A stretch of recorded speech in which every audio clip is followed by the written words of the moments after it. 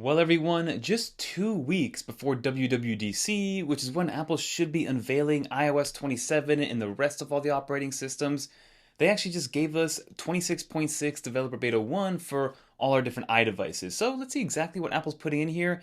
I'm not expecting too much because, again, 27 is right around the corner and everything should be focusing over there, but maybe Apple surprises us with something a little bit more than just a security update because normally if it was a security update, it would just be a 26.5.1 update, but this is a 26.6 update. So let's get right into it.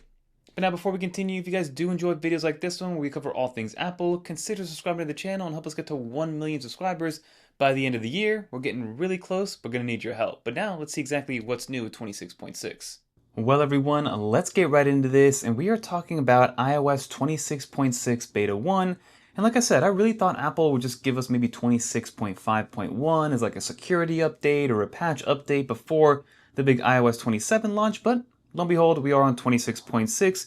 And let's look at the build size. So with 26.6, you're looking at about 9.13 gigs in terms of total storage for this update. So give yourself 15 to 20 gigs of open storage to get this installed. I mean, this is a fresh install. My phone is still warm from that install, so that's one thing to note. And then I also took a screenshot of the iPad version, about 8.5 gigs in size for the iPad. I was using my M4 iPad Pro there. So same thing, 15 to 20 gigs of open storage in order to get this installed and installed correctly. And then in terms of the build number, if we go into our settings, go into General, go into About, go into the iOS version, tap on 26.6, you can see that we are on 23G5028 lowercase e. So I actually think the public version of this one won't come out until after Apple has announced iOS 27 Beta 1. So it'll be interesting to kind of juggle those and see exactly what's going on in terms of the release schedule.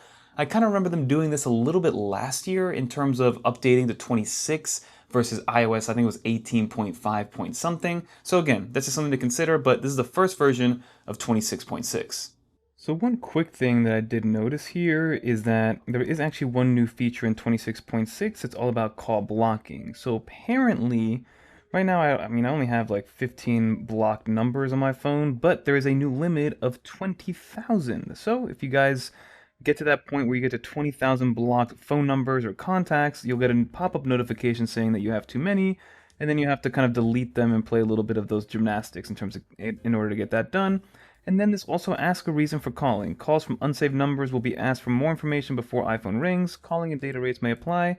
So if somebody calls that you're not aware of or they're like a blocked contact, they'll go straight to voicemail and they'll be told and asked for a reason for calling. So that's new with 26.6. So now, in terms of what's new with 26.6, there isn't much going on here, but I did want to kind of reiterate a couple things that maybe we didn't go over, especially with the 26.5 update. So one thing that I want to show off here is that Apple is playing a lot nicer with Google, right? So they're playing a lot nicer with Android. We saw that when you have the reset. So if you go into your General, go down to where it says transfer or reset iPhone, you have a transfer to Android option, which has been around for a little bit now. But one thing that might be new, and correct me if I'm wrong down in the comments, I haven't seen it since 26.5 at least, but if we go into back here, if we go into our cellular and then scroll all the way to the bottom of cellular, you have this option called transfer phone number, and it's transfer to Android. So it says transfer the phone number on this phone to an Android phone.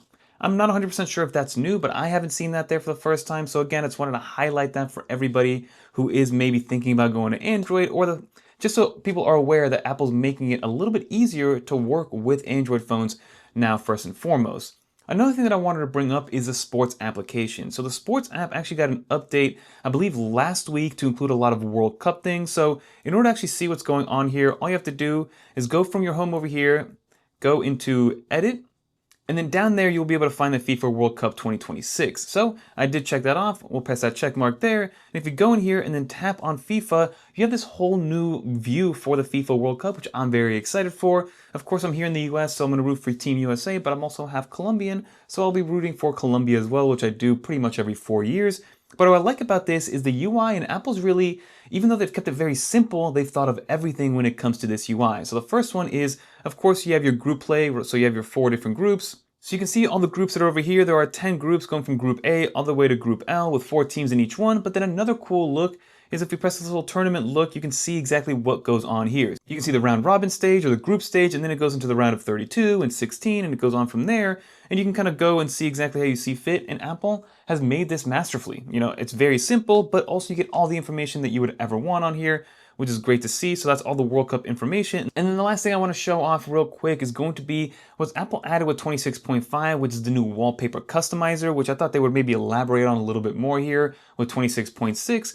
But if we lock the screen and then go to edit our screen, you can go into this edit mode. We can go to customize here, press this little button right here, and you can see that you have 7 colors selected. But in the new customizer tool, you can actually have up to 12 different colors to customize from. So you can see that I have a bunch of dark colors, so a lot of black and gray and white. Then I chose this dark red, another red, and then I can keep going. So if I want to add green, if I want to add blue, this color right here, I can go up to 12 different colors to choose from. Finish it off. We'll press done here. We'll swipe up or swipe back down, press done. And then you have this new wallpaper. And then when I swipe up, you can see that it does its thing and then actually reasserts itself in the same kind of colorway on my actual home screen. So those are the changes, if anything, that we saw so far. And then in terms of battery life, I am using my 17 Pro. This is a smaller device, so I don't have the maximum battery.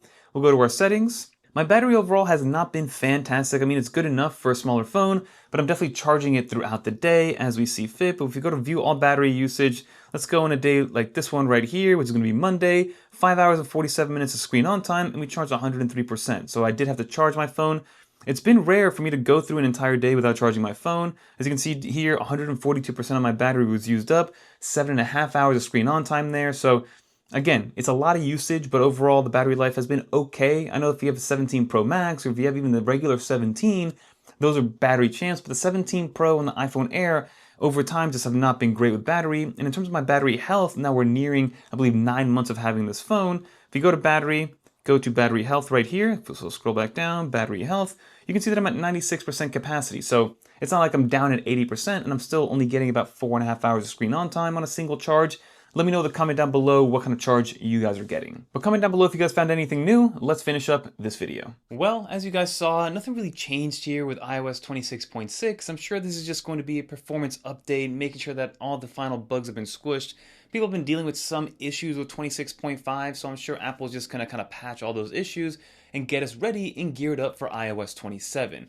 Obviously, we'll check on performance over time. We'll check on battery life to see how that's going on my iPhone 17 Pro with this new 26.6 Beta 1 update, but you're not really missing much at this point. We're just, like I said, getting ready for iOS 27, so leave a comment down below what you want to see out of iOS 27. What are you most excited about? Are you ready for Apple Intelligence? Are you staying optimistic? Are you cautiously optimistic? Or are you kind of just not expecting much and then hoping maybe one thing will be useful out of it? Always curious to know your thoughts because there's a lot riding on WWDC. We'll have one final video probably coming out later this week about everything we expect with WWDC, what that entails, so definitely stay tuned, get subscribed, and big thank you for helping us get to nearly 1 million subscribers. But if you guys do find any changes with 26.6, leave them down below and maybe we'll do a follow-up video to kind of discuss those.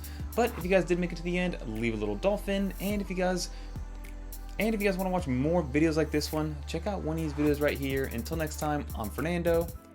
Peace, everyone.